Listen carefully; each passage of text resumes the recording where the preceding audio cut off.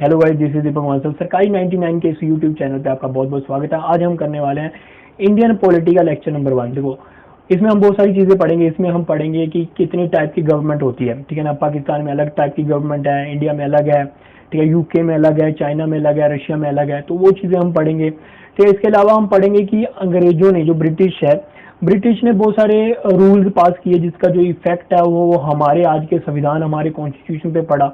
वो पढ़ेंगे कि उन्होंने कौन कौन सी चीज रिफॉर्म्स किए।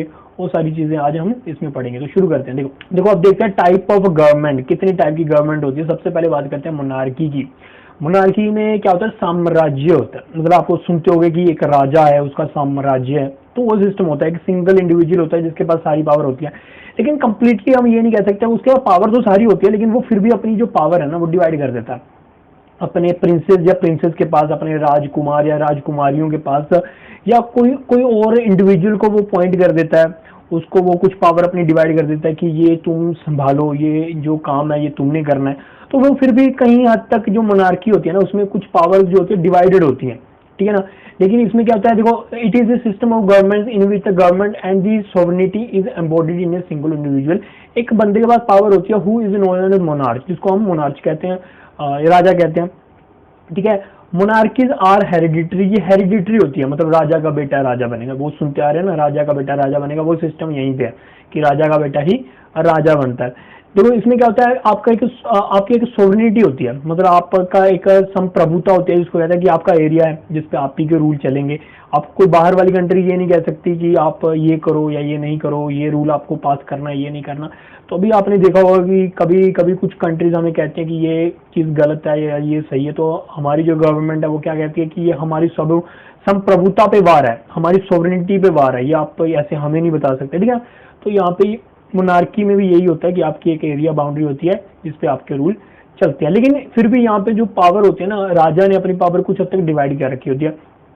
एब्सोल्यूट जो गवर्नमेंट होती है, जो ऑटोक्रेसी होती है, वो मोनार्की से थोड़ी सी डिफरेंट होती है।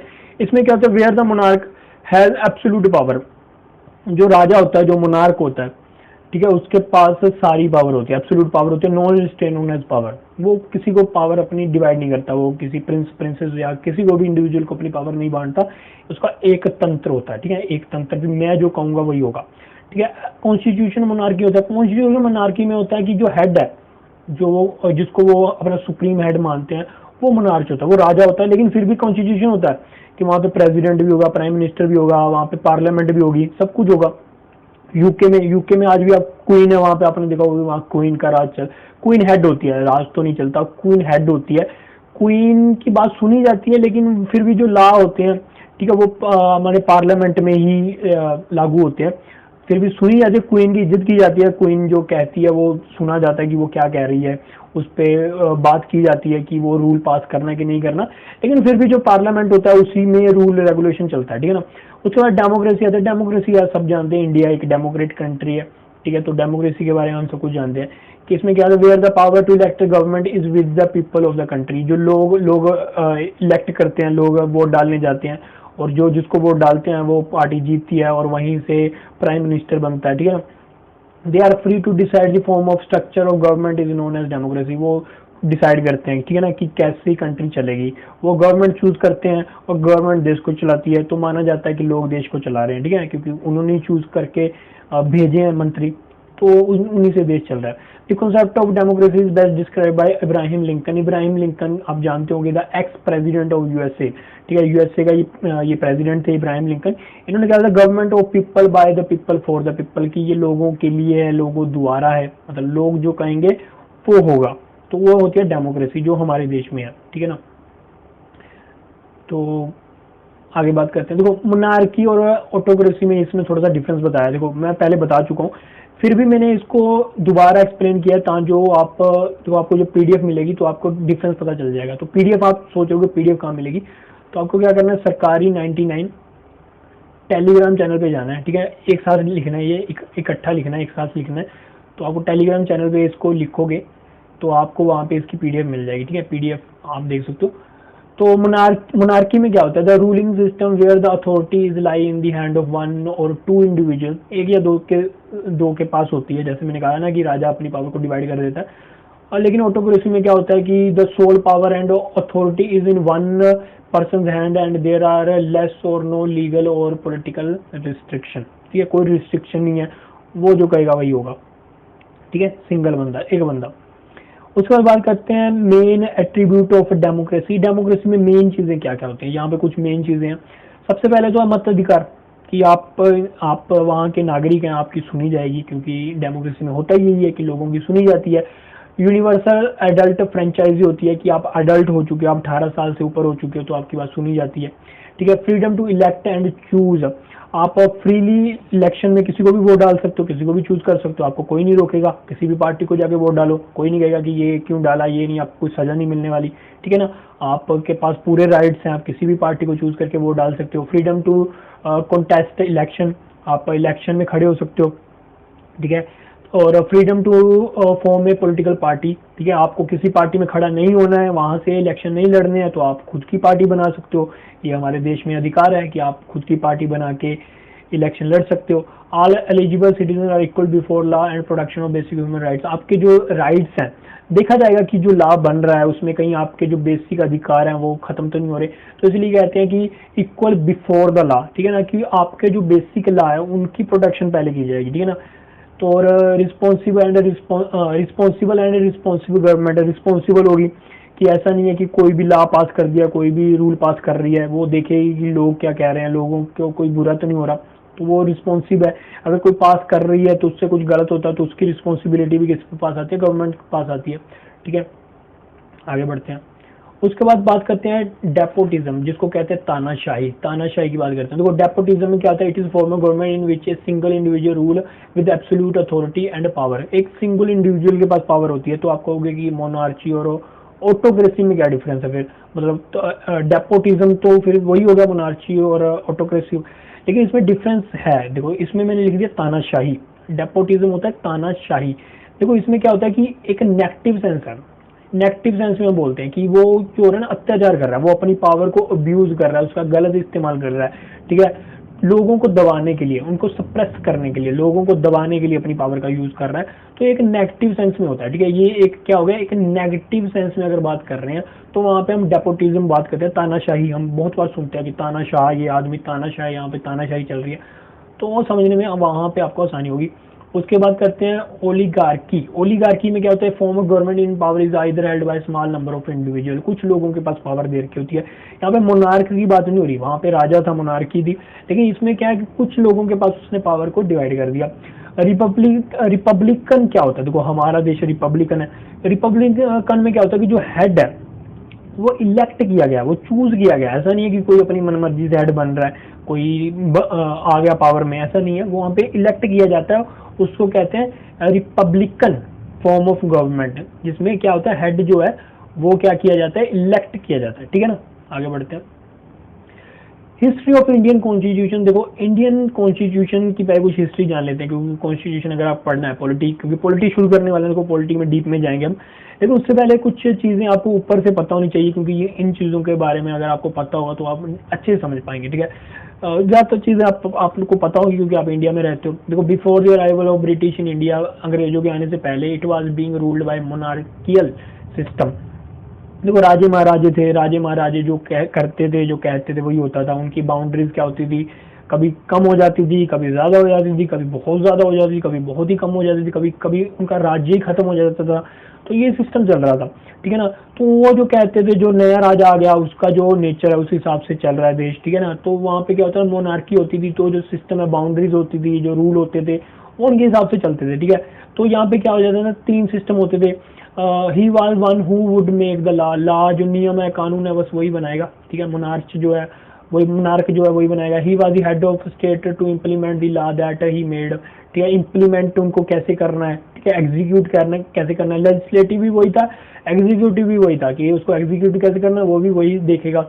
ही the jurist also and final court of appeal. ठीक है, सुप्रीम कोर्ट भी वही था, हेड हाई कोर्ट भी वही था। ठीक है, वो जो कहेगा आखिरी जो अपील है कोर्ट की वो भी उसी की है।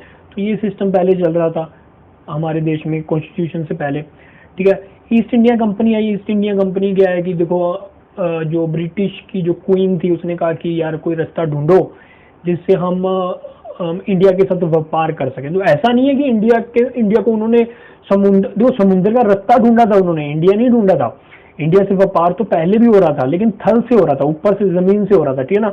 तो वहां पे क्या था, ओटोमन एम्पायर का जो राज हो गया था, तो वो क्या करते थे, टैक्स वसूल करते थे। कोई भी ऊपर से जाना होता था तो टैक्स वसूल करना किया जाता था।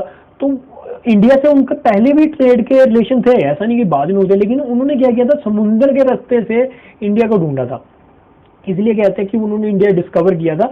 पर इंडिया तो पहले से डिस्कवर था, पहले से व्यापार हो रहा था, लेकिन समुद्र के रास्ता उन्होंने ढूंढ लिया था, जिससे व्यापार उनका आसान हो सके, किसी को टैक्स देना ना पड़े, बहुत आराम से सामान उठाओ और वहां पे पहुंचाया जा सके। तो वो हिस्ट्री में हम पढ़ेंगे, ठीक है। तो ईस्ट इंडिया कंपनी जो क्या थी, एक कंपनी थी, तो वहां की क्वीन थी। क्वीन ने ईस्ट इंडिया कंपनी, ईस्ट क्यों कहते हैं, क्योंकि देखो हमारा जो ये देखो ये मैप है, north west east south, sorry east south, ठीक है। तो ईस्ट में पड़ता है ना इंडिया, यहाँ पे, यहाँ लंदन है, यहाँ पे क्या इंडिया है, तो इंडिया लंदन के लिए ये कहाँ है, ईस्ट में है ना। तो इसलिए उन्होंने ईस्ट इंडिया कंपनी बना दी, ठीक है ना। तो लेकिन वो कर क्या रही थी, वो तो करप्शन ही कर रही थी। उन्होंने भेजा था कि व्यापार करो, तो वो व्यापार करने का मतलब क्या है, देखो वहां की क्वीन कह रही थी कि आप जाओ, आप सामान लेके आओ और यहाँ के लोगों को बेचो, ठीक है। लेकिन वो क्या कर रहे थे, जो क्वीन का काम था वो तो कर रहे थे, लेकिन अपना भी काम कर रहे हैं, मतलब इंडिविजुअल व्यापार चला रखा है। वो तो सरकारी कंपनी ना, लेकिन अपना प्राइवेट धंधा भी उन्होंने छेड़ रखा है। तो करप्शन करप्शन करप्शन, बस करप्शन ही कर रहे हैं। अब ये चीज तो क्वीन को कितना टाइम आप छुपा के रखोगे, क्वीन को पता चल गई कि भैया ये तो करप्शन हो रहा है। तो इसके बाद देखो क्या हो गया कि कुछ एक्ट साइन कर दिया। क्वीन ने क्या किया, वहां की जो रानी थी, जो लंदन का ब्रिटिश है, उन्होंने क्या किया कि कुछ तो रेगुलेटिंग एक्ट साइन करने पड़ेंगे, कुछ तो एक्ट साइन करने पड़ेंगे कि इनको जो करप्शन हो रहा है, जो ईस्ट इंडिया कंपनी जो बहुत ज्यादा घपला कर रही है व्यापार में, वो कम किया जाए, ठीक है ना। तो इन्होंने क्या, फर्स्ट टाइम ब्रिटिश पार्लियामेंट है restore to regulate the affair of East India Company. जो वहां की पार्लियामेंट थी, ब्रिटिश की जो पार्लियामेंट थी, उसने सोचा कि अभी इनको जो है ना, इनके जो अफेयर हैं, जो ये काम कर रहे हैं, उनको रेगुलेट करना पड़ेगा, इन पे जो शिकंजा है वो कसना पड़ेगा। The government of Bengal was made the governor general of Bengal. देखो पहले क्या था, इनको कुछ बंगाल को पावर दे रखी है, ठीक है, मुंबई में पावर दे रखी है, तो पावर इन्होंने डिवाइड की हुई है। तो अभी ये कह रहे हैं कि जो बंगाल का जो गवर्नर होगा ना, वही गवर्नर जनरल होगा, ठीक है। उसको गवर्नर जनरल बना दिया। मतलब ये क्या है, गवर्नर जनरल का मतलब है कि जो गवर्नर है बाकी जो स्टेट के, जो बाकी प्रोविंस के जो गवर्नर है, वो इसके अंडर आ जाएंगे।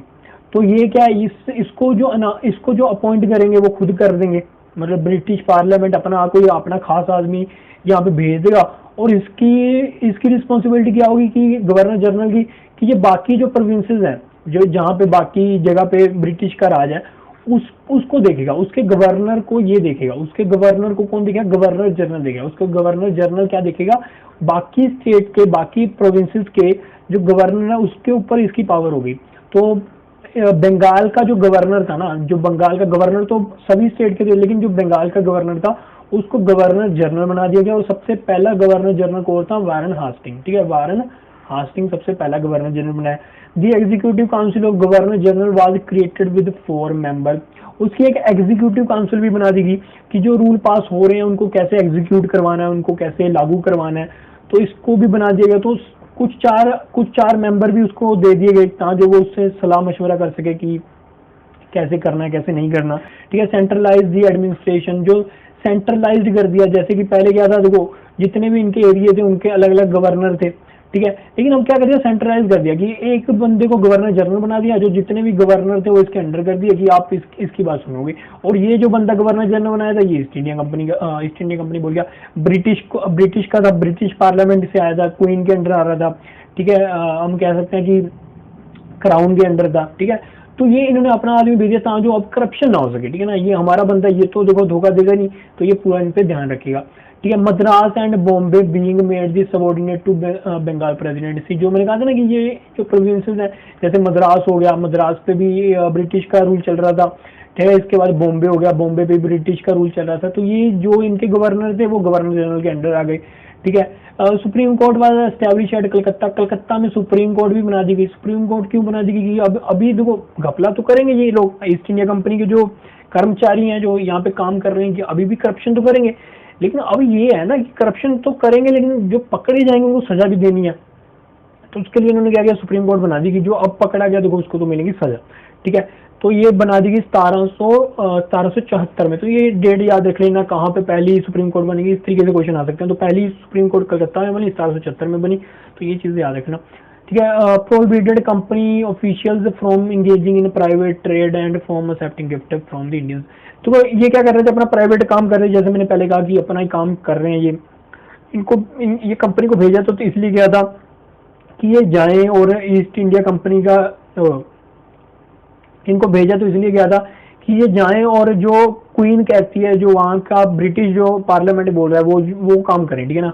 इसको इरेज कर देते, साफ कर देते, ठीक है। देखो आपको यकीन नहीं होगा कि ये इतना प्राइवेट ट्रेड कर रहे थे वहाँ के गवर्नर कि वो अमीर हो जा रहे थे, रातों रात अमीर हो जा रहे थे। क्योंकि देखो यहाँ से कोई भी चीज वो लेके आते थे बिना टैक्स के क्योंकि बिना कोई टैक्स इनको पड़ नहीं रहा था, बिना टैक्स के ये चीजों को ब्रिटिश में लेके आते थे और बहुत ऊंचे दामों पे बेच रहे थे, ठीक है। और गिफ्ट एक्सेप्ट कर रहे थे। गिफ्ट का मतलब करप्शन कर रहे थे कि कोई भी काम करवाना है, राजा का कोई काम है तो वहां के क्या ले रहे हैं, गिफ्ट ले रहे हैं, ठीक है। करप्शन कर रहे हैं, गिफ्ट का मतलब आप समझ रहे होंगे, ठीक है। आगे बढ़ते हैं।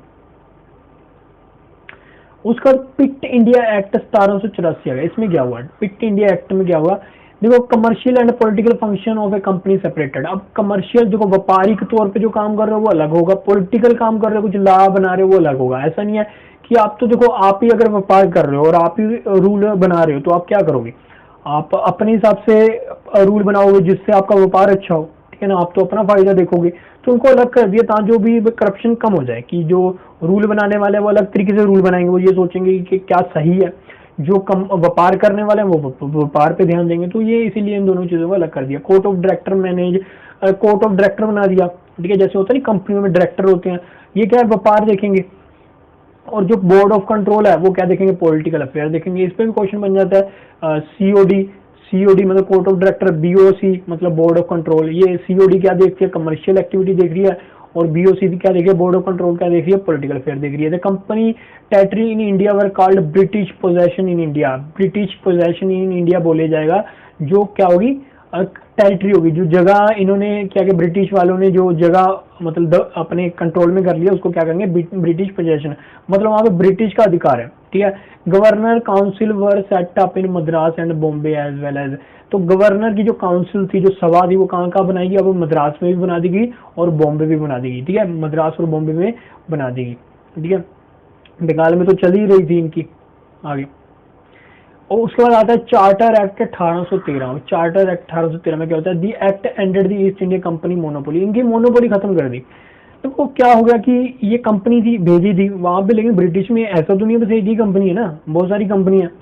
तो बहुत सारी कंपनियां बोली कि भैया ऐसा है कि हमें भी जाना है, हमें भी व्यापार करना है, हम भी व्यापार करना चाहते हैं। तो इनका क्या किया, इनकी जो मोनोपोली थी ना कि हम ही सिर्फ जाएंगे और हम ही व्यापार करेंगे, ये खत्म कर दी कि अब आप ऐसा नहीं है कि आप ही अकेले जाओगे, अब बाकी जो ब्रिटिश की कंपनी है वो भी जाके व्यापार कर सकती हैं। इसका मतलब ये है, ठीक है। Over trade with India, trade with India was open to all British subject. तो जितनी भी ब्रिटिश और कंपनियां थी उनके लिए भी ये खोल दिया। This act asserted the crown sovereignty over British possession in India. कि क्राउन जो है ना, क्राउन की जो सोवरेनिटी है, क्राउन की जो पावर है ना, वो सबसे ऊपर है, ठीक है। वो सबसे ऊपर मानी जाएगी, आप ईस्ट इंडियन कंपनी से भी ऊपर मानी जाएगी। ये बात उनको समझाने के लिए था। देखो, it empower the local government to tax people subject. तो इन्होंने क्या किया, लोकल गवर्नमेंट को क्या कर दिया, एम्पावर कर दिया, ठीक है। कि आप भी क्या कर सकते हो, टैक्स ले सकते हो। जो जुडिक्शन ऑफ द सुप्रीम कोर्ट, और सुप्रीम कोर्ट क्या करेगी, उसको देखेगी कि जो भी टैक्स ले रहे हैं, देखो कोई भी अगर, अब क्या हो रहा था कि जो किसी को लग रहा था कि गलत काम हो रहा है तो वो क्या कर सकता था, सुप्रीम कोर्ट में जाकर अपनी बात रख सकता था कि ये हो रहा है। तो ये जो ब्रिटिश का ये जो हम कह सकते हैं एम्प्लॉय है, ये घपला कर रहा है, ठीक है ना। वो चीजें अब देखी जाने वाली थी। The act gave more power to the court of India. Indian के जो कोर्ट्स थे उनको पावर दे दी। सिंपल सी बात है, देखो यार कब सिंपल ये हो रहा है कि ये जितना हो सके उतना, आपको बस ये माइंड में रखना है कि जितना हो सके वो क्या कर रहे हैं कि कंपनी जो है ना, जो ईस्ट इंडिया कंपनी, उनको दबाओ, उनको अपने कंट्रोल में ले जाओ। क्योंकि अगर वो खुल गई तो उनके पास क्या है, आर्मी है, उनके पास सब कुछ है, उनके पास पूरी पावर है। वो क्या कर सकते हैं, इनके खिलाफ विद्रोह कर सकते हैं, ब्रिटिश के खिलाफ विद्रोह कर सकते हैं। उनकी जो पार्लियामेंट है उसके खिलाफ विद्रोह करके ये अपने कब्जे में कर सकते हैं इंडिया। जैसा कि कहाँ पे हुआ था, अमेरिका में हुआ था। देखो अमेरिका में भी यही हुआ। अमेरिका में क्या था कि वहां के जो नागरिक थे, जो ब्रिटिश के जो नागरिक थे, वहीं पर जाके उन्होंने यही किया, ठीक है, अपनी ही सरकार के खिलाफ होकर वहां पे अमेरिका बनाया, उन्होंने अमेरिका बनाया, ठीक है। तो यहाँ पे कोर्ट को क्या कर रहे हैं, पावर कर रहे हैं, कोर्ट को क्या दे रहे हैं, पावर दे रहे हैं कि यार ईस्ट इंडिया कंपनी को जितना हो सके दबा लो, ठीक है। ये किस पे, यूरोपियन ब्रिटिश सब्जेक्ट पे देखने के लिए, ठीक है, कि ये जो हमारे यूरोपियन है ये क्या कर रहे हैं। Another important feature of this act was to grant permission to missionaries. तो ये तो क्या धर्म परिवर्तन वाला काम भी शुरू हो गया यहाँ पे, कि अब मिशनरीज क्या होती हैं, जो ब्रिटिश जो वहाँ पे क्या कहते हैं, क्या कहते हैं उसको, कि ईसाई धर्म, जो अपना ईसाई धर्म है ना वो फैलाओ, ये परमिशन दे दी थी उनको, ठीक है। उसके बाद चार्टर एक्ट 1833 आ गया। The government general of Bengal was redesignated as governor general of India. देखो इसको पहले उपाधि दी गई थी गवर्नर जनरल ऑफ बंगाल, ठीक है। गवर्नर जनरल ऑफ बंगाल था जो जिसके अंडर क्या आ रहे थे, गवर्नर आ रहे थे। लेकिन ये फिर भी बंगाल लग रहा है ना, बंगाल लग रहा है, पावर कम लग रही है। इनको लगा कि यार ये तो शायद उतना समझ नहीं पाएंगे, ये जो बाकी जो गवर्नर है ना इतने समझ नहीं पाएंगे। इनको लगेगा कि यार तो ये तो खुद एक प्रोविंस का गवर्नर है। तो इन्होंने क्या किया, इसको बदल के गवर्नर जनरल ऑफ इंडिया कर दिया। अब ये देखो, अब ये क्या है कि अभी भी पावर तो देखो उतनी आ रही है। अब ऐसा थोड़ी है कि ये इसके पास पावर आ गई, पावर तो पहले गवर्नर जनरल बंगाल को दे दी गई थी, गवर्नर जो थे इसके अंडर आ चुके थे। लेकिन अब गवर्नर जनरल ऑफ इंडिया कह दिया गया था कि आप पूरे इंडिया के गवर्नर जनरल हो, ठीक है। It made Lord William Bentinck the first governor general of India. तो लॉर्ड विलियम बेंटिंग कौन थे, जो फर्स्ट गवर्नर जनरल थे इंडिया के। ये क्वेश्चन बन सकता है कि first governor general of India is Lord William Bentinck, ठीक है। The governor of Bombay and Madras lose their legislative power. जो इनकी जो पावर थी ना, लेजिस्लेटिव पावर, जो लॉ बनाने की जो पावर थी, कानून बनाने की पावर थी, ये बॉम्बे और मद्रास की क्या कर ली, छीन लेगी। Governor general had legislative power over entire British India. इसको दे दी गई, इसको इसकी पावर बढ़ा दी गई। गवर्नर जनरल ऑफ इंडिया की पावर बढ़ा दी गई कि आप पूरे इंडिया में आप कानून बनाओ। लेकिन बॉम्बे और मद्रास की पावर छीन लेगी कि आप अब कानून नहीं बना सकते, ठीक है। Governor general in council had authority to amend, repeal, alter any law, कि कोई भी कानून आप बनाओ, कोई भी कानून आप तोड़ो, कुछ भी करो, ठीक है। ये पूरी पावर दे देगी। तो कंप्लीटली फिर से मैं बोल रहा हूँ कि ये काम क्या है, अभी ईस्ट इंडिया कंपनी जो है ना इसको दबाओ, जितना हो सके दबाओ। और क्या करो, तभी क्या कर रहे हैं, ये क्या है, बाकी गवर्नरों की पावर खत्म करे जा रहे हैं। और जो इन्होंने खुद का बंदा भेजा था ना, उसी को पावर बढ़ाए जा रहे हैं कि अपना कंट्रोल में ले लो एक बार। फिर क्या करेंगे, पूरी ईस्ट इंडिया कंपनी को भगा देंगे और क्राउन रूल आ जाएगा, ठीक है। ये इस उसमें सोच में बैठे हैं ये कि ये करना है। उसके बाद आता है चार्टर एक्ट 1853, ठीक है। 1853 चार्टर एक्ट में क्या होता है, legislative and executive power of governor general council were separated. अब क्या था कि जो लेजिस्लेटिव, देखो यहाँ पे क्या गवर्नर जनरल को पावर दे रखी थी, तो उसके बाद क्या थी, लेजिस्लेटिव पावर थी, आप लॉ भी खुद ही बनाओगे, कानून भी आप बनाओगे, एग्जीक्यूटिव उसको कैसे चलाना है, उसको एग्जीक्यूट कैसे करना है वो भी आप देखोगे। तो इसको अलग कर दिया गया, ठीक है। अब लेजिस्लेटिव पावर जो थी वो अलग कर दी गई, एग्जीक्यूटिव पावर कुछ और मंत्री देखेंगे, और जो एग्जीक्यूटिव पावर है वो कोई और मंत्री देखेंगे। जैसे central legislative council was created of 6 member. जो लेजिस्लेटिव काउंसिल थी उसमें 6 मेंबर थे, जिसमें 4 जो थे वो कहाँ से अपॉइंटेड किए थे, मद्रास, बॉम्बे, आगरा और बंगाल से।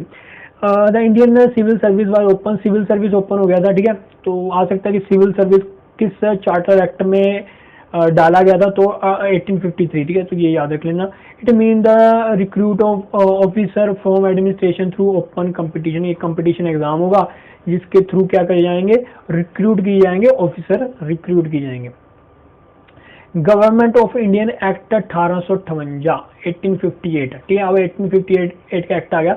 आफ्टर दी 1857 रिवोल्ट, देखो रिवोल्ट हो गया था, आपको पता होगा क्यों हुआ था, क्योंकि इन्होंने क्या किया था, कुछ चीजें थी। एक तो मंगल पांडे की वजह से हुआ था, एक झांसी की रानी की वजह से हुआ था। क्योंकि उनको कहा था कि आपका बेटा, अब जो कि अपना खून होगा ना, जो अपना खून होगा वही राजा बन पाएगा। अगर आपने गोद लिया हुआ है आप उसको राजा नहीं बना सकते, ठीक है। मंगल पांडे का क्या था कि आप वो जो गन थी उनकी, गन पाउडर यूज करते थे ना, वो जो पूड़ियां होती है ना जिनको छील के वो गन पाउडर डाला जाता है, वो चर्बी से बना हुआ था, गाय की चर्बी से बना हुआ था। ये चीज मंगल पांडे को पसंद नहीं है। इसके अलावा बहुत सारी चीजें थी। इसके अलावा मुगल्स जो थे वो भी ये सोच रहे थे कि हमें दबाने की कोशिश की जा रही है, ब्रिटिश पावर बढ़ रही है, इसलिए उन्होंने भी ये विद्रोह किया। तो सभी जो थे तंग थे, ब्रिटिश से सब तंग थे, तो उन्होंने क्या कर दिया, विद्रोह कर दिया था। 1857 का विद्रोह हुआ, ठीक है। उसके बाद जो ब्रिटिश थी उनको बहाना मिल गया। तो ये क्या कर रहे थे, क्राउन क्या करना चाह रहा है, मतलब क्वीन क्या करना चाह रही है, ये तो खत्म करना चाह रहे हैं ना इनकी पावर कि खत्म हो जाए। ये इनको बहाना मिल गया, 1857 का विद्रोह था इनके लिए, बहाना था कि अब क्या कर दो, इनको खत्म कर दो। The rule of company was ended, तो कंपनी अब यहाँ से चली गई। तो कंपनी क्या थी, ईस्ट इंडिया कंपनी अब गई। अब क्या गया, British possession in the India directly under the British crown. British crown मतलब ताज के अंडर आ गया, ताज मतलब रानी के अंडर आ गया। The office of a secretary of India, secretary of state of India was created and assisted by 50 member council of India. अब इन्होंने क्या कर दिया, एक नई पोस्ट बना दी, secretary of state of India. देखो ये भी मतलब गवर्नर जनरल ऑफ इंडिया था ना, तो उसके पास भी पावर थी। तो ऐसे ही इन्होंने एक secretary of state of India बना दी कि एक बंदा और अनाउंस अपॉइंट कर दो, ठीक है, इसके पास भी पावर दे दो, ठीक है, ताकि ये और अच्छे से हमें बता सके। तो ये नहीं चाहते थे कि यहाँ पे कोई ऐसा विद्रोह हो जाए, ठीक है ना। एक बंदा अपना पावरफुल बंदा अपॉइंट करके रखते थे कि भैया तुम सब पे ध्यान रखोगे कि चल क्या रहा है। अब ईस्ट इंडिया कंपनी तो खाड़ दी, अब जो चीजें करनी है अब इन्होंने करनी है, अब पूरा जो कंट्रोल है वो क्राउन का आ गया है। तो उन्होंने क्या किया, सेक्रेटरी ऑफ स्टेट बना दिया, किसको भी पावर दे दिया। अब रूल रेगुलेशन जो है वो सेक्रेटरी ऑफ स्टेट करेगा। The Indian administration was under the authority and the viceroy was the agent. तो वाइसरॉय क्या था, वाइसरॉय भी इन्होंने एजेंट बन भेज दिया। देखो अब आप क्या देखोगे कि उन्होंने वाइसरॉय जो है, वाइसरॉय भी अपॉइंट कर रखे हैं, और आप देखोगे कि ये सेक्रेटरी ऑफ स्टेट भी उन्होंने अपॉइंट कर रखे हैं, ठीक है। तो ये दोनों पदवियां क्या आ गई, अब इन्होंने अपॉइंट कर दी कि इनको पावर दे दी जाए, ठीक है।